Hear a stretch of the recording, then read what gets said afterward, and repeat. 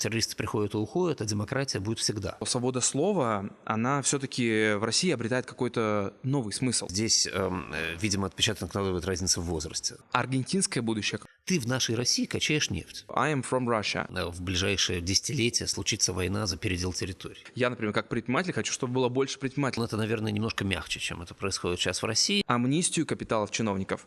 Поднять портрет Сталина над собой, ну и что? Они понимают, что нужно копить. У нас очень левое настроение в обществе. А где это? У нас в России к водке отношение там как к сексу очень спорное, да? После этой фразы я понял, что, Андрей, я хочу вам написать. Что бы ни происходило в мире, кто-то на этом всегда зарабатывает, конечно. Добрый день, уважаемые зрители и слушатели подкаста «Деловая библиотека». Меня зовут Семен Кибала. Сегодня второй видеовыпуск подкаста, и гость сегодняшнего выпуска – это Андрей Мовчан, один из самых известных и опытных топ-менеджеров российского финансового рынка, глава группы компаний по управлению инвестициями «Мовчанс Групп». Был основателем и председателем правления группы «Ренессанс управления инвестициями», CEO банка «Ренессанс Кредит», основателем инвестиционной компании «Третий Рим» и исполнительным директором компании «Тройка Диалог». А также Андрей – автор многочисленных публикаций по экономике, финансам и книги «Россия в эпоху постправды», которую вы сейчас видите на экране. Андрей, здравствуйте. Добрый день. Спасибо, что согласились записать это интервью. Пожалуйста. Да. Начну я с того, что прочитал на вашей странице на Фейсбуке, что в начале июня у вас родилась вторая внучка. Это правда. Да, и я с этим вас прежде всего поздравляю. Это, я думаю, приятно, и это сильно перекрывает все регалии, которые наверняка я сказал прежде. Ну, внуки – это не мое персональное произведение, это скорее уже достижение моих детей. Но все равно приятно. Но дети – это ваше достижение. Дети мое. В той публикации вы написали, что тогда вы были в Израиле, и вы написали: «Пройдет неделя, и я вернусь в Россию, домой. В Россию, полную произвола силовиков, цинизма власти, открытой коррупции, преследования оппозиции, ксенофобии, безмолвной бедности и кричащего богатства». И затем продолжили: «Но Россия будет страной, в которой будет хотеться жить, страной-домом, а не тюрьмой, не военным лагерем. Так будет». И вот мой первый вопрос: а что должно произойти? Мы примерно догадываемся о том, что должно произойти, но как это возможно при столь жесткой вертикали власти и явным перевесом силовых органов? Ну, вы знаете, здесь, видимо, отпечаток накладывает разница в возрасте. Вы думаете, что должно случиться завтра, чтобы послезавтра все изменилось. А я хорошо понимаю, что завтра ничего не случится, и послезавтра ничего не изменится, и говорим мы об интервалах значительно более длинных. То есть мы вряд ли доживем? Ну, вы не знаю, я вряд ли доживу. Вообще ведь на стреле времени все, что там сейчас происходит вокруг России, это одна точка. Когда-нибудь со временем весь этот период и революция 90-го года, и реставрация путинского времени будут восприниматься как один момент, там, один абзац в учебнике истории. Если вы вспомните французскую революцию, скажем, там сколько было разных эпизодов по 5, 10, 15 лет, которые казались современникам очень длинными периодами, да, и республика, и первый консул, да, и появление императора, и наполеоновский период, и поражение Наполеона, и реставрация бурбонов, и потом буржуазная революция. И все это для нас с вами слилось в одну точку. Французская революция, которая от монархии бурбонов привела к буржуазной революции и образованию республики. То же самое будет с Россией со временем. Да? Мы скажем, что там после, так сказать, короткого коммунистического, архаического отката в феодализм Россия на рубеже 20-21 веков преобразовалась в либеральную демократическую страну. Сколько времени это заняло? 50 лет, да, там, 60 лет. Что за этот период было? Там были 90-е, были нулевые, была реставрация путинская или постпутинская, да, возможно, была какая-то диктатура постпутинская, да, учитывая, что сейчас силовые органы очень активно берут власть в свои руки, возможно, что после Путина будет такая такого типа хунты власть, которая будет значительно жестче, чем сегодняшний режим. Но в конечном итоге все равно прогресс не остановить. Да? Его не остановили еще ни в одной стране, и Россия, я думаю, тоже не подвластна.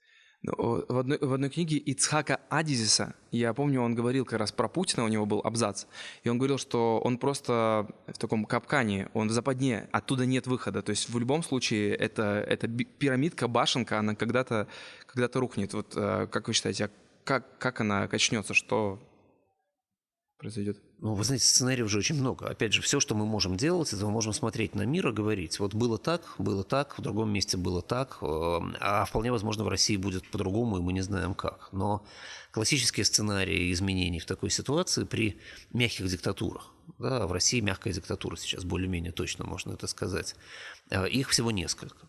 Значит, один из сценариев – это резкие экономические изменения, которые приводят к просто развалу режима, к проседанию. У него не остается ресурса, и начинается раздробленность, да, регионы начинают жить своей жизнью, у режима нет возможности контролировать конкурирующие силы в элите, и, значит, страну как бы разрывает изнутри, и что-то рождается новое.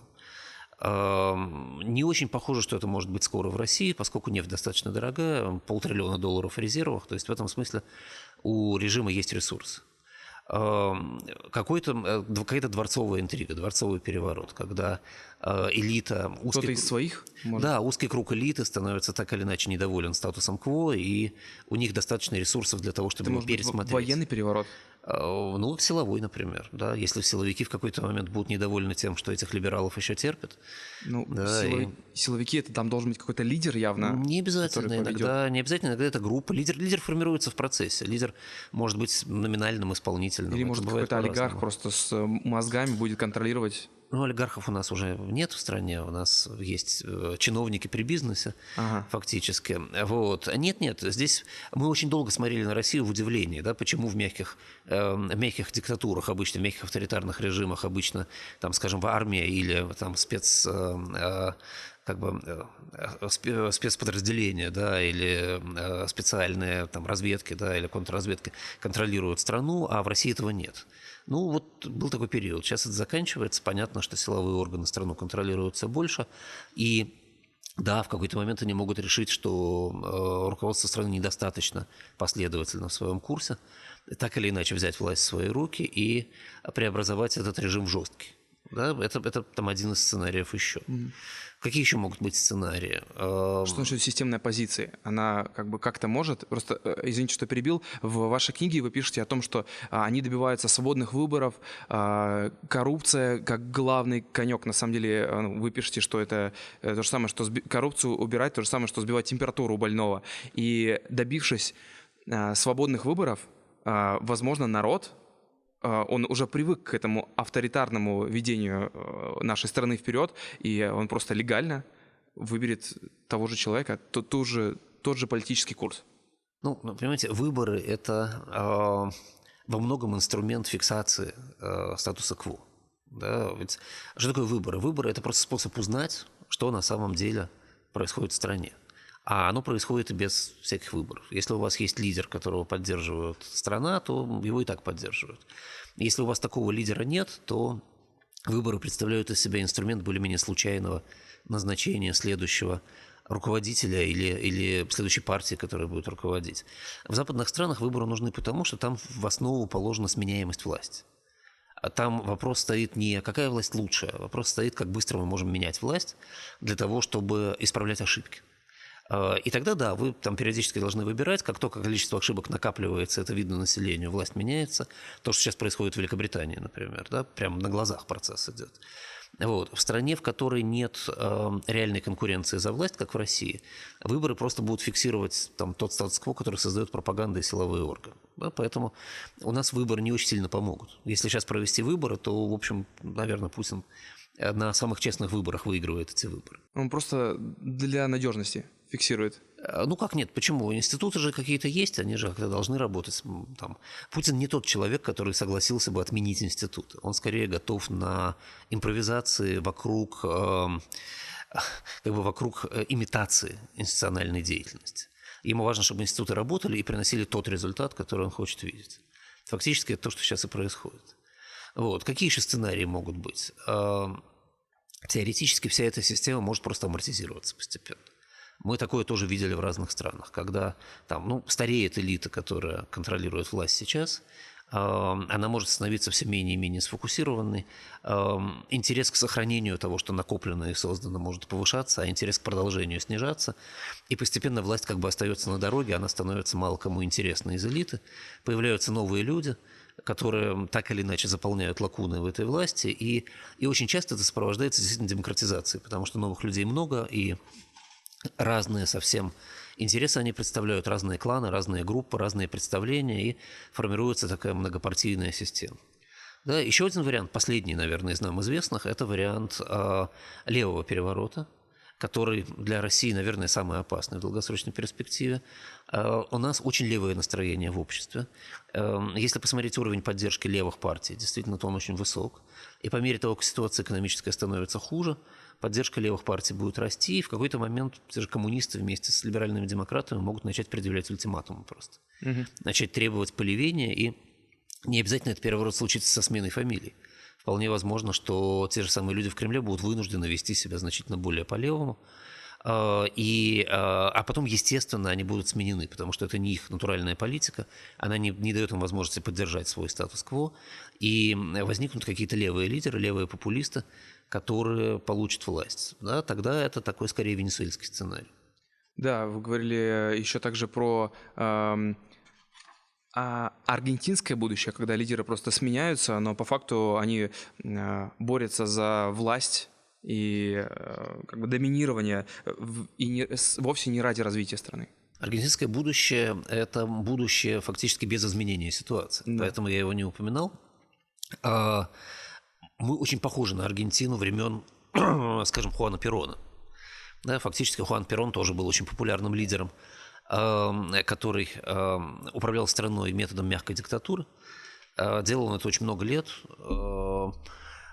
Делал он это, наверное, немножко мягче, чем это происходит сейчас в России, но его экономические действия были более популистскими, чем то, что сейчас у нас. Поэтому, можно сказать, у нас, скажем, усовершенствованный вариант перонистской диктатуры, и поэтому он и стабильнее, он держится дольше, и общего возмущения такого, как было в свое время в какой-то момент перонистской диктатуры, нет. Но после Перона к власти пришел Хорхе Видела вскоре. Хорхе Видела – это типичный представитель силовых органов, который провел масштабную операцию по уничтожению физической оппозиции и так далее. То есть, в принципе, такой сценарий для развития России не очень желателен. Конечно, совершенно не хочется, чтобы десятки тысяч человек погибли, семьи были разрушены, а дети отобраны.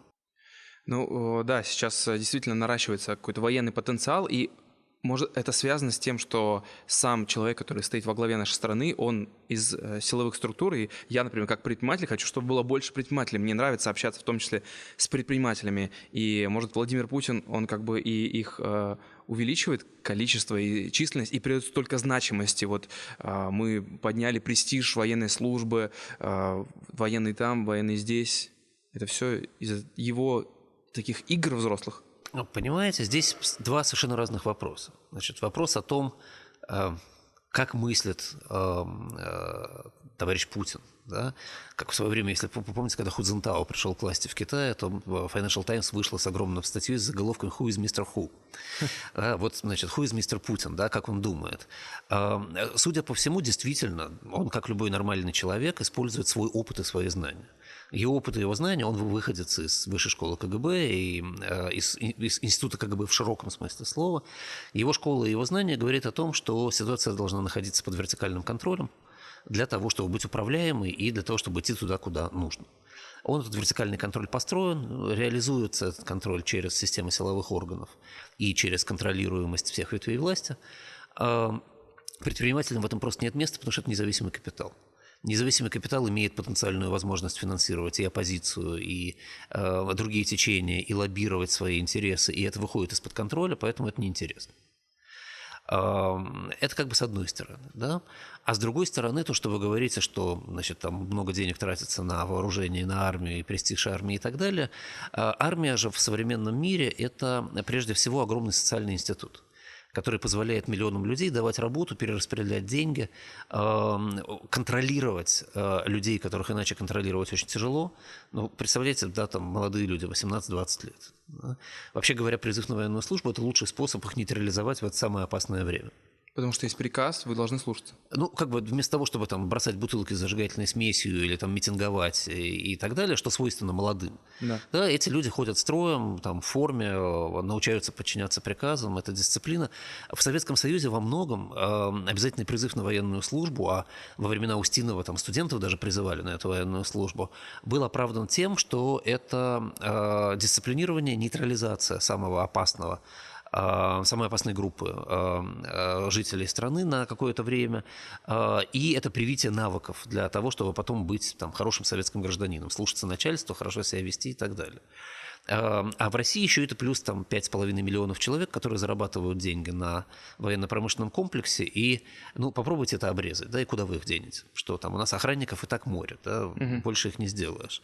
Поэтому в определенном смысле это еще и разумная социальная политика перераспределения.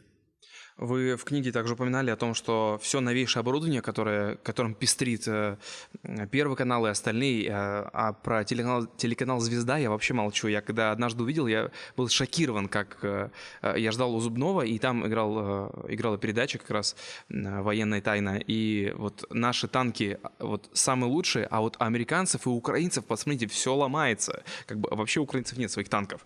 И вы пишете о том, что танк Т-80, гаубица М100, Су-37 и подводная лодка «Ясень» — это все разработки еще со времен СССР. И вообще танки БТР сегодня — это как кавалерия перед Второй мировой войной. Так вот это вооружение нам нужно для того, чтобы вот просто люди были заняты и тешить себя 9 мая? Ну, в общем, да. Мы же не предполагаем, что мы будем вести глобальную войну. Мы также явно не предполагаем, что в ближайшее десятилетие случится война за передел территорий.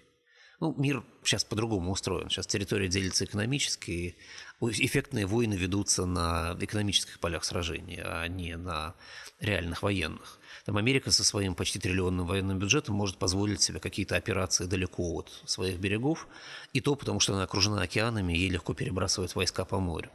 Россия точно со своей экономикой себе этого не может позволить. Наш военный бюджет, какой бы большой он ни был с нашей точки зрения, это 80% от военного бюджета Саудовской Аравии. А это меньше бюджета Франции. Да, ну и, значит, соответственно, по одежке мы будем протягивать наши военные ножки. Мы не можем себе позволить захватить Великобританию. Вот никак мы просто не справимся с этой задачей, даже если наши танки самые лучшие. Поэтому, да, во многом это такой процесс, который сам себя уже наполняет смыслом, и работа для людей. Ну, мы экспортер оружия. Мы, правда, экспортируем оружие меньше, чем Дисней мультфильмов в долларах, да, вот. Но, тем не менее, мы тоже этим можем баловаться, и мы оказываем какое-то влияние на третьи страны экспортом своего оружия. Это позволяет нам о чем-то договариваться с ними. Хотя я не очень понимаю, о чем. Мы этим странам в основном в кредит все поставляем. Это тоже не очень выгодно для экономики. Но, скорее всего, этот процесс просто тяжело остановить. Ну, Великобританию мы захватить не сможем, но кусочек чужой страны мы все-таки забрали. Как вы считаете, есть ли какой-то мирный путь разрешения этого конфликта, который, к сожалению, в который мы с вами вверглись в 2014 году? Вы понимаете, если быть реалистами, да, мы не первые, кто так поступил. Да, в средние века и там еще и в начале 20 века, до появления таких организаций, как ООН, до принципа нерушимости границ и так далее, это было, вообще говоря, обычным явлением. Если вы посмотрите, как формировалась территория, там, скажем, Советского Союза, да, ну вот там в 1940 году какие присоединения, например, были сделаны. Да. Перед Второй мировой войной Советский Союз забрал кусок территории у Финляндии. Ну, мы же знаем, забрал просто, да, аннексировал кусок территории. Это произошло в результате агрессивной войны, развязанной Советским Союзом. Никаких оправданий для этих действий нет и никогда не было. Тем не менее, Финляндия сейчас не претендует на эту территорию, с Финляндией добрососедские отношения и так далее. Да, к сожалению, для людей с высокой моралью эти истории забываются со временем, амортизируются. Если территория не присоединена, как, например, Северный Кипр у Турции, то эта история продолжает оставаться актуальной. Сложнее контролировать. И с ней, наверное, это заканчивается возвратом территории все-таки, рано или поздно. Если территория присоединена и она включена органично в состав государства, со временем этот статус-кво просто воспринимается У нас органично как реальный. Крым, да, он сейчас, в общем, вполне органично включен. И, собственно, такая политика и была. Аннексировать, отобрать, включить в состав государства и потом заявить, что просто вариантов уже нет. И время лечит. Да, и время лечит. Давайте мораль отделим отдельно, да, а реальность отдельно. Вот реальность говорит о том, что в мире такие вещи редко разворачиваются назад, если когда и разворачиваются. И Калифорния принадлежит Соединенным Штатам Америки, никто это не оспаривает. И Карелия принадлежит теперь России, никто это не оспаривает. И Эльзас принадлежит Франции, да, и так далее.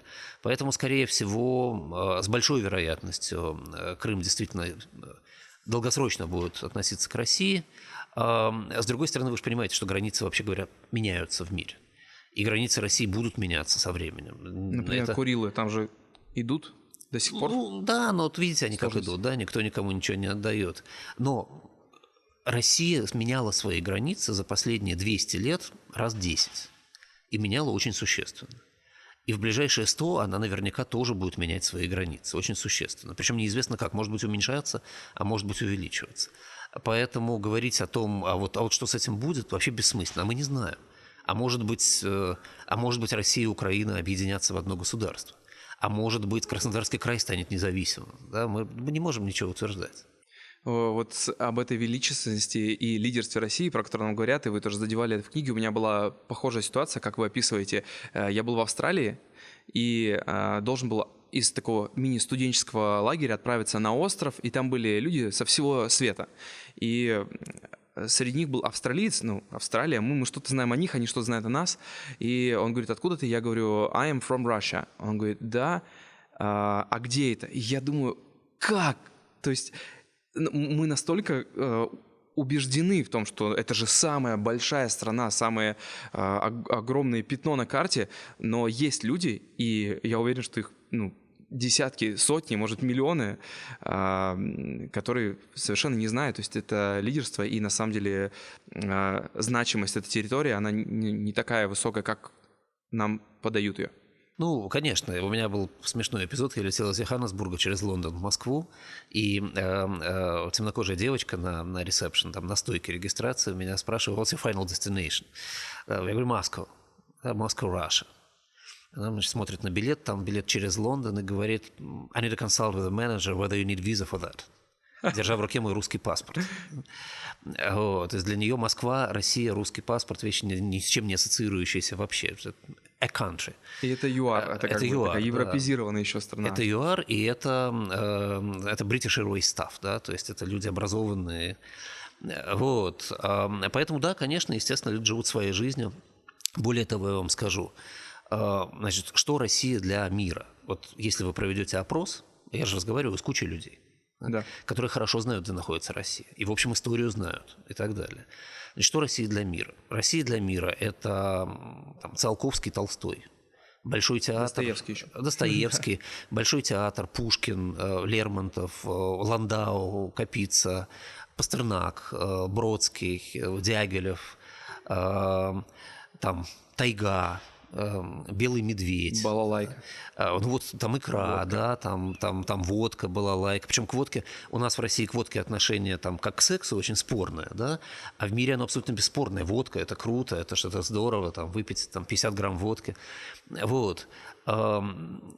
Я никогда не слышал, чтобы мне сказали, о, Россия, там, не знаю, там Путин, Сталин, там, не знаю, диктатура, там, Донбасс.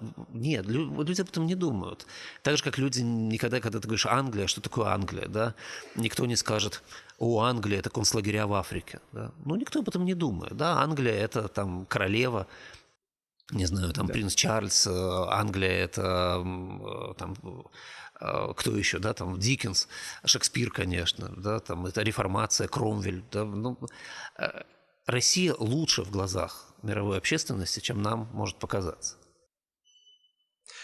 Интересно, что в начале книги у вас есть блок благодарности. И тогда я уже, на самом деле, после этой фразы я понял, что, Андрей, я хочу вам написать, потому что вы настолько тонко, как бы так сатирически преподносите одну из благодарностей. Я процитирую. «Я не могу не поблагодарить российское правительство, Думу, Совет Федерации и лично президента Путина, которые так часто и так много дают мне поводов для удивления, гнева и даже отчаяния, заставляют писать». И вот дальше вы пишете про честные мысли, про не всегда честную власть с народом. И несмотря на это ограничение свобод СМИ и того, что кругом происходит, на книжных полках появляются такие книги, как ваша, такие книги, как «Контрреволюция» Сергея Алексашенко, «Охота на банкира» Александра Лебедева, известная книга Михаила Зыгоря. Может ли это означать, что свобода слова, она все-таки в России обретает какой-то новый смысл? Подождите, а у нас есть свобода слова, ее никто никогда не отменял. В России совершенно нет проблем со свободой слова. Вот мы с вами сейчас разговариваем, и у меня нет никаких опасений по поводу того, что я говорю. Я говорю то, что я думаю. И есть очень радикальные люди, которые, там, даже когда я их слушаю, например, да, такие антипутинцы, когда я их слушаю, я думаю, господи, что же он несет-то, да, что же это кошмар, это же не лучше, чем то, что сейчас происходит, только с другой стороны. И у них тоже есть свобода этого слова. В России другая проблема. В России, поскольку капитал очень сильно централизован, то на свободное слово просто нет денег. А если деньги приходят из-за рубежа, то наша власть очень жестко обрезает эти каналы и очень сильно ограничивает возможности для финансирования. Поэтому свободное слово, оно как-то вынуждено перебиваться с там, до поры до времени оно свободное, видимо. Нет, почему? Пожалуйста, вот мы же говорим с вами, да, и никто нам ничего не скажет за это, и никто не будет против. А меня еще там периодически зовут в какие-нибудь комиссии при Медведе, да, откуда я отказываюсь всегда с благодарностью. Вот. Говорите на здоровье, только вот не на что вам будет ни говорить, ни издавать ваши СМИ. Потому что как только это кто-то начинает финансировать, с его бизнесом начинаются проблемы. Финансирование из-за рубежа, вы иностранные агенты, и, значит, все против вас. А большие потоки денег идут в те СМИ, которые говорят то, что нужно власти. А так, пожалуйста, полная свобода. У вас, Андрей, такая крупная инвестиционная компания, вы не переживаете, что вот эта свобода слова иногда может как-нибудь быть выкручена не в вашу сторону, и вот как с Калви что-нибудь эдакое? Нет, не переживаю. Не переживаю по очень простой причине. И мне кажется, я очень хорошо понимаю психологию нашей власти, которая, она такая извращенная, но она логичная. Говорят они следующее. Вот ты, например, качаешь нефть в России. Ты в нашей России качаешь нефть.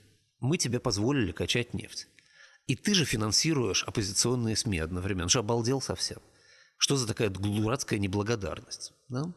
А я не качаю в России нефть. Мой бизнес состоит в том, чтобы помогать людям инвестировать на глобальных рынках. У меня с этой властью нет никаких счетов, никаких дел. Я от нее ничего не брал никогда. Она мне ничего не должна, я ей ничего не должен. Поэтому у них сложно забрать. Его, с одной стороны, сложно забрать, а с другой стороны, у них не возникает идиосинкразии. Ну, какой-то мовчан что-то говорит.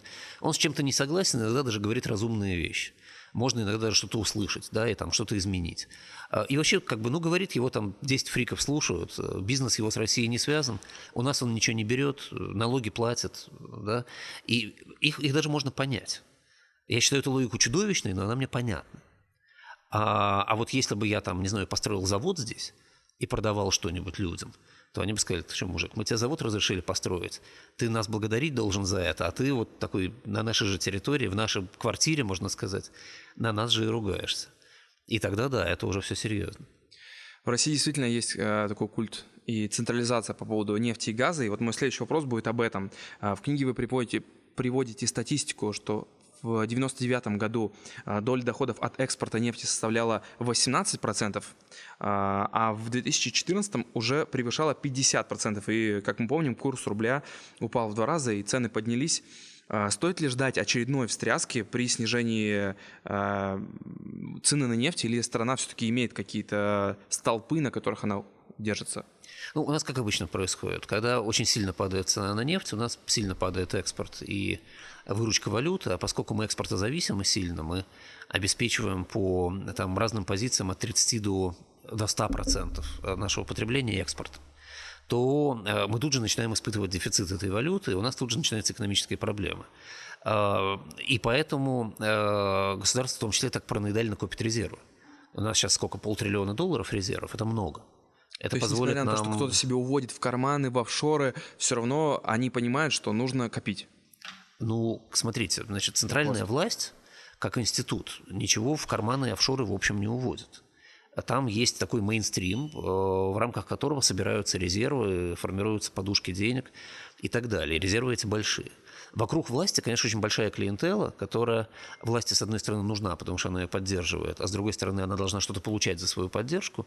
И вот они, да, они действительно в России особенно пытаются ничего не держать, они там разводятся по офшорам и так далее. Да, и действительно у нас там в год от, там, не знаю, до там, 20-30 до там, 100 с лишним миллиардов долларов в офшоры уходит из страны. А в общей сложности ушло, наверное, уже $1,5 триллиона за все это время. Но мейнстрим продолжает сохраняться. $500 миллиардов резервов у страны есть. В случае, если нефть упадет до, скажем, $20 за баррель, мы сможем жечь там пару лет, может быть, 3 года по 100-150 миллиардов долларов резервов и поддерживать более-менее нормальную ситуацию в экономике. Если, конечно, это будет больше 2-3 лет, то тогда могут начаться проблемы. В Америке во многом строится экономика и ВВП на малом предпринимательстве, и вы приводите цифры 45-50%, а у нас те же самые 18%. И вот стоит ли рассчитывать на развитие малого предпринимательства, если сейчас нет. Ценой на нефть? Сейчас нет, конечно, потому что, посмотрите на законодательство наше. Что вообще говорят? Мы же делали, как сотрудник Карнеги, да, мы, как Карнеги, делали достаточно много исследований относительно того, что на самом деле думают предприниматели о том, что им мешает. Они все говорят абсолютно одно и то же. Они говорят, что да, там налоговая система сама по себе не очень удобная, и налоги высокие, и это неприятно, но можно пережить. Хотелось бы лучше, но можно пережить. Да, там рынок узкий, рынок стагнирующий, и это неприятно, но можно пережить. Мы могли бы в этом работать. Что абсолютно невозможно пережить? Это регулятивный контроль и давление. Нас регулируют так, что нам некогда работать, и мы не можем нормально работать, мы не можем строить нормально бизнес, потому что большинство норм устаревшие, противоречивые, не позволяющие работать вообще. И внеправовое давление.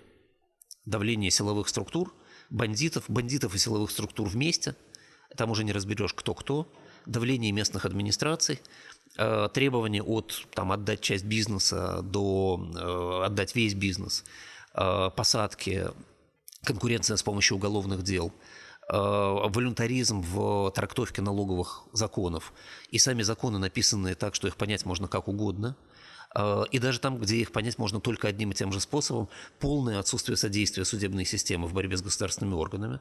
Видимо, есть просто указание: государство не может быть неправо. И какой бы бред налоговые органы не писали и не требовали, суды принимают решения в пользу налоговых органов. Практически всегда. И плюс к тому, конечно, засилие чиновников. Практически ничего невозможно сделать без формального и неформального контакта с армией чиновников, где долго, сложно, непонятно, чем кончится. И вот в этой обстановке постоянного дикого риска и избыточных расходов люди должны жить.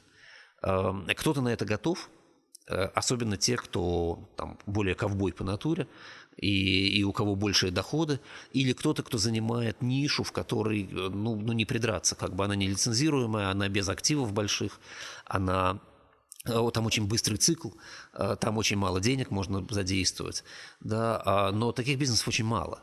Основные бизнесы, они все-таки должны долго развиваться, и они задействуют капитал, и они, конечно, в серьезной депрессии, они сейчас развиваться не будут. Да, это иногда грустно слышать. Вы знаете, еще хотел бы привести в пример. В 54-м выпуске я разговаривал с Сергеем Алексашенко, это заместитель министра финансов России в 90-х годах, и сейчас он живет в Вашингтоне. И он в своей книге «Контрреволюция», которую я сегодня уже упоминал, он рассказывает про российского предпринимателя, у которого отжали бизнес, Михаил Гуцериев, «Руснефть». И этот бизнес известен тем, что у него много маленьких месторождений, и когда его забрали, поняли, что на самом деле с ним трудно что-то делать, ведь есть «Газпром», «Роснефть», которые все просто, вот там 2 трубы и погнали. И затем долги появились в этой компании, и каким-то чудом Михаилу Гуцериеву вернулось. Мол, вот держи, сам занимайся этими делами. Так вот, Россия без нефти или с невысокой ценой на нефть, она не станет ли слишком сложным в управлении государством и потеряет свой интерес нынешнего авторитарного руководства, как вы считаете? Вы знаете, опыт показывает, что авторитарные элиты не умеют терять интерес. Во многом потому, что накапливается страх потери власти, связанный с потенциальной ответственностью. Потому что смена авторитарных элит часто происходит путем уничтожения предыдущей тем или иным способом, иногда как бы законным, да, через суд. И поэтому авторитарные элиты, уже будучи авторитарными, очень боятся этой смены, что бы ни произошло. То есть слова Ельцина «я устал, я ухожу» могли быть сказаны только человеком, который был абсолютно уверен в своей защищенности или в том, что он не сделал ничего, за что его можно уничтожить. Авторитарные лидеры редко говорят такие слова. Поэтому вот ответ на ваш простой вопрос – нет, эта элита не уйдет, когда все станет плохо. А вот управление страной без большого денежного ресурса, такой как Россия, оно, конечно, очень сложно. И, скорее всего, действительно, если этого ресурса не будет, то страна начнет изменяться с регионов. Регионы будут становиться более независимыми.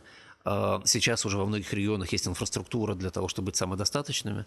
Какой-нибудь Дальний Восток, например, да, у них есть и патроны рядом, типа в виде Китая, Японии, Кореи, с которыми можно взаимодействовать. Да, есть там Краснодарский край, который сможет существовать за счет транспортных доходов и за счет доходов от сельского хозяйства. Есть, там, не знаю, центральная северо-западная Россия, которая тоже может начать искать свои пути, там, например, путь в Европу, да, там, стать периферийным государством Европейского Союза. Есть регионы, которые в этой ситуации будут стремиться совсем к дальним полюсам, типа Северного Кавказа, например. И действительно, в случае, при такой вот централизации власти, как сейчас, в случае падения уровня дохода у государства в целом, страну, прежде всего, может разорвать на куски. Это большая опасность для целостности государства. Я небольшой фанат целостности государства. Я не считаю, что это обязательное условие, которое нужно все время соблюдать. Но я знаю, что в России культура России предполагает большую ценность целостности территории. И это плохая новость для тех, кто следует этой культуре. А когда большие деньги тратятся на такие проекты, как Олимпиада, как мост, чемпионат мира по футболу, это вообще, насколько это правильно? Вот. Хотя я хотел предысторию небольшую сказать, что недавно я прочитал, увидел опрос в том, что людей спросили, а какие главные достижения за последние годы? И они назвали как раз вот это. Крым, Олимпиада, чемпионат мира по футболу. Может быть, эти большие траты – это как бы возможность увековечить себя в истории нашего нынешнего руководства? Давайте начнем с конца. Да. Вы помните, кто проводил чемпионат мира по футболу в 60-м году? Не помните, да? И я не помню. Какое же увековечение в истории? Где вы видите увековечение? Это все очень быстро забывается. В Википедии заметочка. В Википедии заметка про Путина сохранится некоторое время. Лет 100, надеюсь. Может, даже больше. Поверьте, зрелища не увековечивают людей. Да? Мы помним, там, скажем, Нерона с его театрами и гладиаторами и выступлениями как поэта. Но почему мы его помним? Мы его помним потому, что он сжег Рим. Если бы он этого не сделал, помните ли вы, там, не знаю, Калигулу, да, или там Каракал, помните ли вы Тиберия, какие он делал зрелища? Нет, Рим не сжигали, все. Значит, пока Путин не сжег хотя бы Рим, да, лучше Москву, да, тоже, значит, зрелищами своими он не запомнится. Но траты это не такие страшно большие, эти траты всерьез не подрывают финансы страны, а людям нравится. И, как видите, вот люди же говорят, там, нам нравится. Соответственно, уж упрекнуть правителя в том, что он делает то, что нравится населению, я не могу. Наверное, должен. Опять же, возвращаясь к теме коррупции, как тема, которая тревожит многих, у вас интересный очень взгляд и такая мысль. Кстати говоря, эта книга уйдет одному из зрителей нашего видеоролика. Я посмотрю за самый интересный комментарий. И, Андрей, если вы не против, попрошу вас подписать эту книгу, чтобы...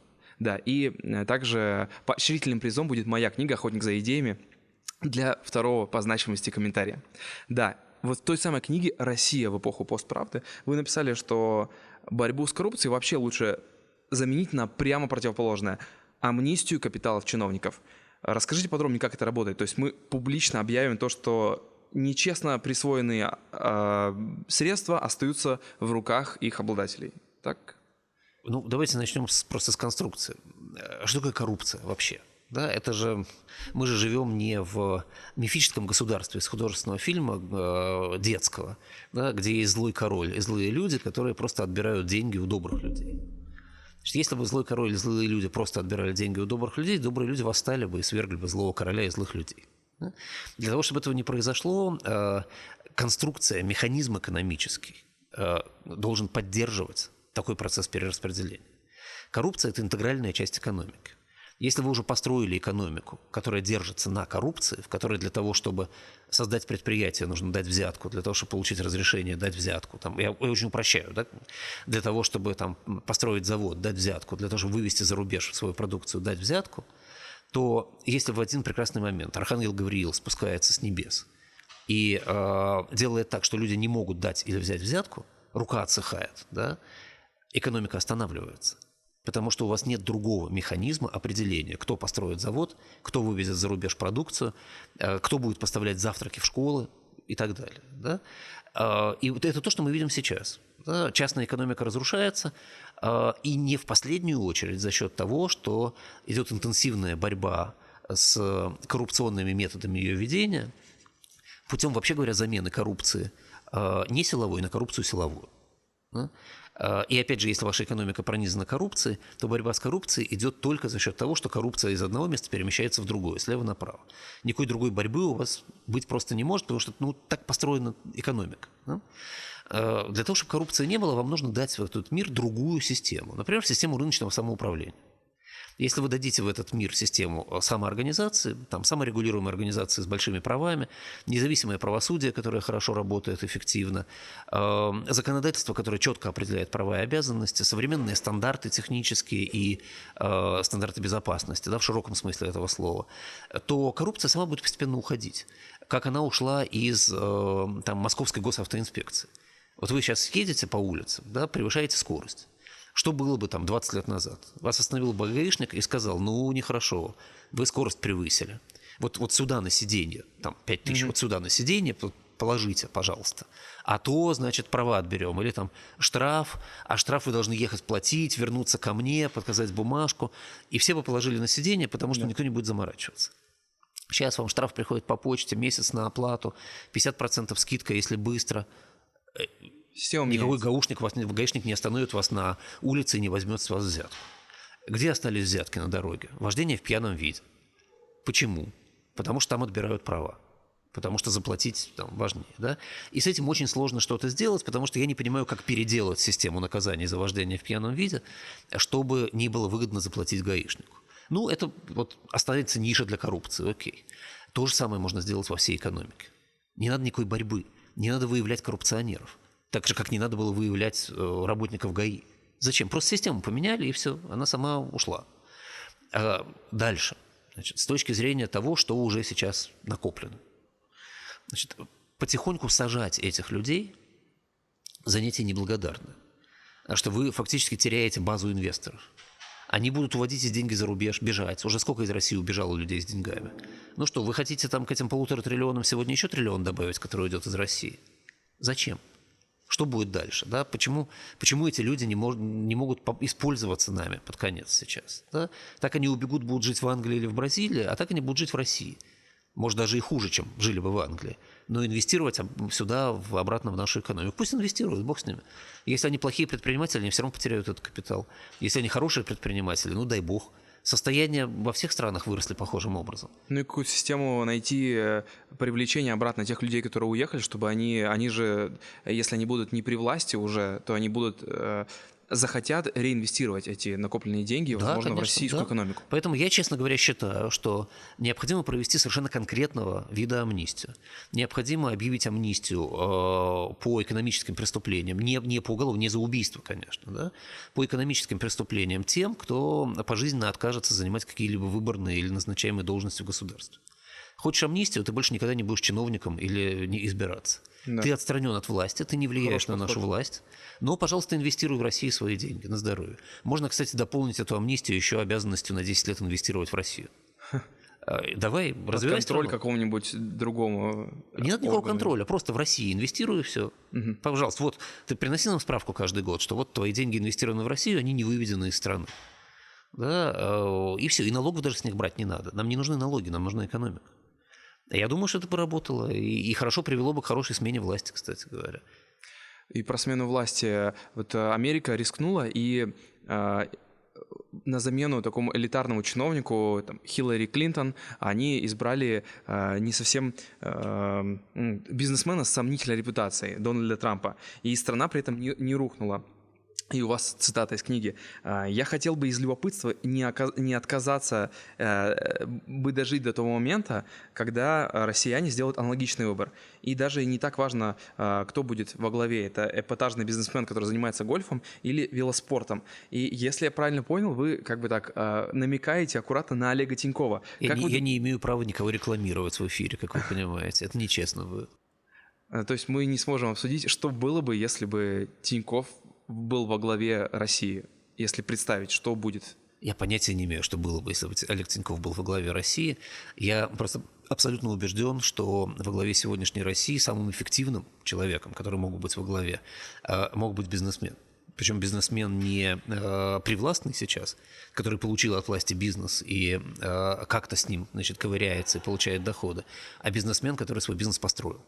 Потому что люди, которые построили свой бизнес, построили его с нуля, они прежде всего управленцы. Они хорошо умеют управлять системами. И ни один человек никогда не может построить бизнес на командно-административной системе. Бизнес не будет работать. Это не армия.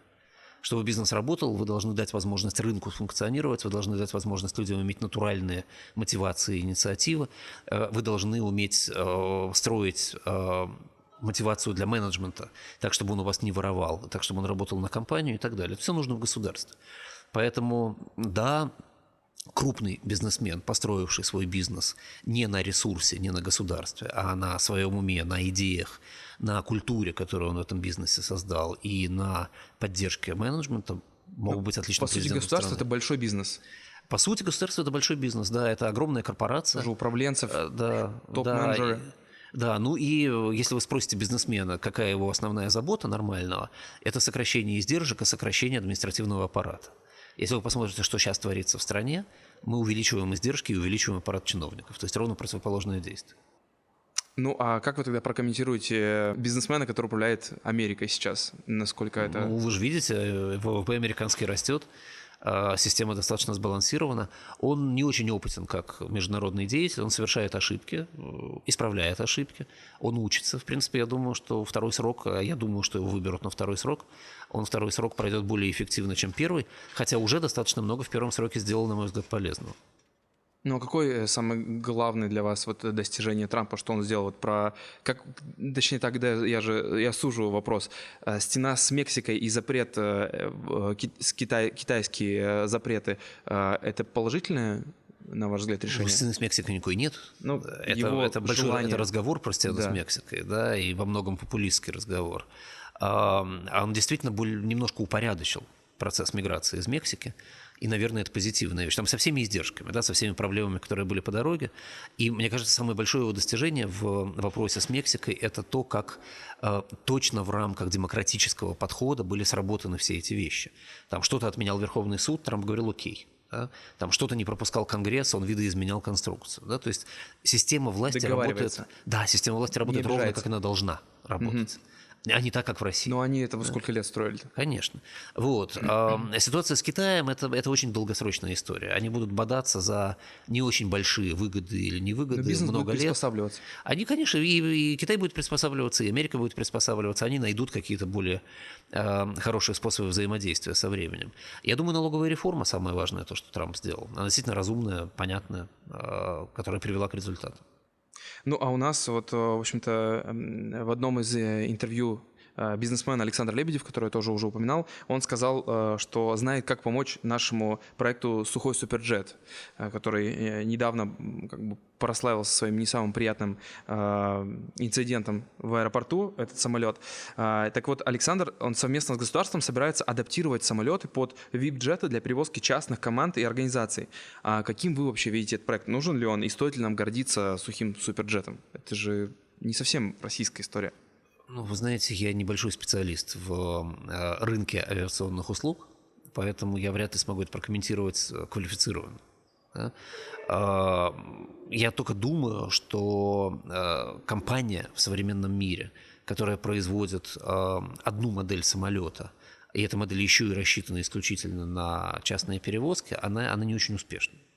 Потому что так сейчас не строят бизнес. Здесь для производства таких вещей, как самолет, нужен масштаб, нужно разнообразие моделей, нужно очень мощную школу, которая будет этим заниматься. Поэтому вряд ли это может, простите мой каламбур, лететь, да, или взлетать.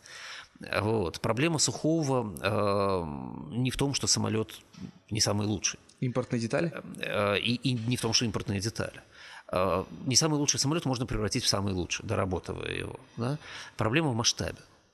Невозможно делать компанию, которая должна продавать на весь мир при таком маленьком масштабе самой по себе компании, с одной моделью самолета, да, без линейки, и в стране, которая пытается быть изгоем самостоятельно, которая отворачивается от мира и говорит «фу на вас». Сейчас ниша была поймана достаточно правильно и успешно. Действительно, в этой нише самолетов не хватало, но сейчас в этой нише появятся китайцы и появятся японцы. Бомбардье, который куплен, как вы знаете, да, сейчас тоже будет активнее в этой нише работать. И Boeing и Airbus будут дорабатывать эту нишу, безусловно. Нам с невозможностью организовать общемировой сервис, с невозможностью нормально дорабатывать машину, а поэтому у нее отказов будет больше, поэтому у нее сервис будет дороже, поэтому в обслуживании она будет хуже. Нам просто невозможно будет занимать устойчивую нишу рынка. Это мертворожденный проект в этом смысле. Вот эта проблема. Да? Мы не понимаем, что такое большой международный бизнес и что там возможно, а что невозможно. Да. Наше интервью плавно подходит к завершению. Вот мне хотелось бы еще несколько задать вопросов по темам, которые крайне остро сейчас всплывают. В книге вы аргументированно доносите мысль о том, что Иосифу Сталину напрасно присваивают некоторые положительные аспекты: подъем в индустриализации страны, рост производительности труда, патриотичность населения, тогда, в общем-то, не особо это и поднялась, а репрессии формировали послушную иерархию бюрократов. И я вот лично на демонстрации 1 мая в Санкт-Петербурге видел своими глазами, как партия КПРФ над своими головами держали портрет Сталина. Насколько это вообще, о чем они думают? Почему они восхваляют? Неужели они не изучают так глубоко историю? Ну, послушайте, значит, есть действительно история, да, есть факты, есть цифры. Это 20 век, а не в 10-й. Мы все знаем. Мы знаем абсолютно все про то, что тогда происходило. Мы точно знаем, что действительно не было никакого, значит, особенного индустриального подъема.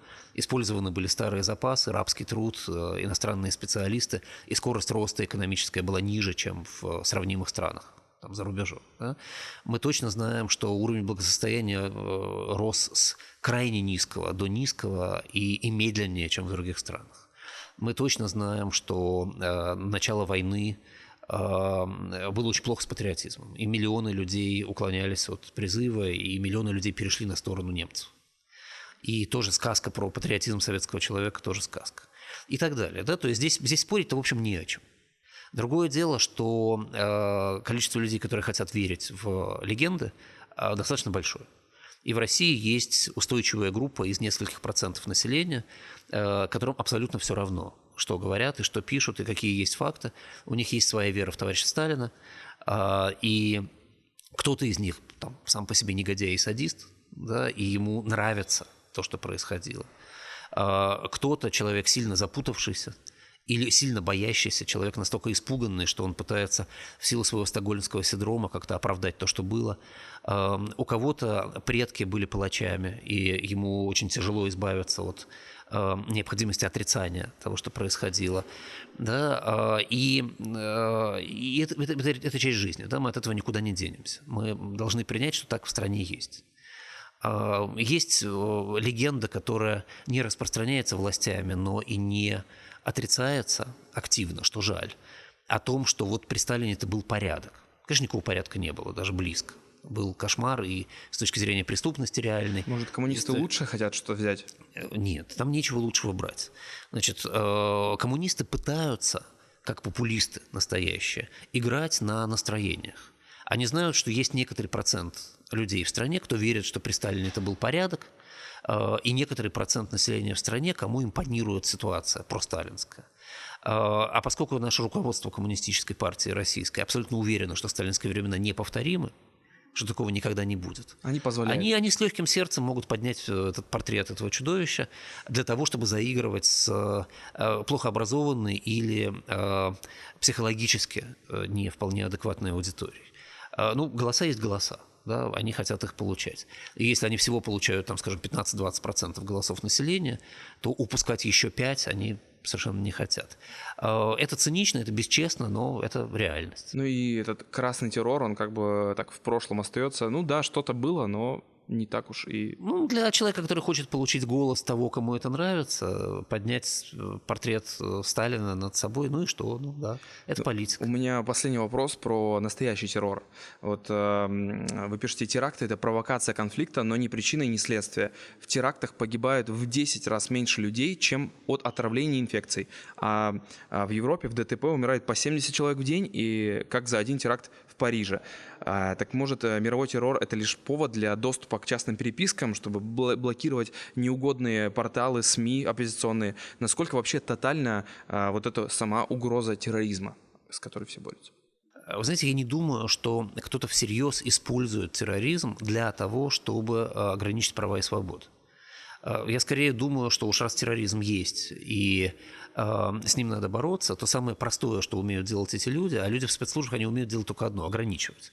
И они начинают это ограничивать просто поскольку у них такая реакция. Да? Знаете, там моллюск, если его палочкой трогать, он втягивает себя внутрь раковины и захлопывается.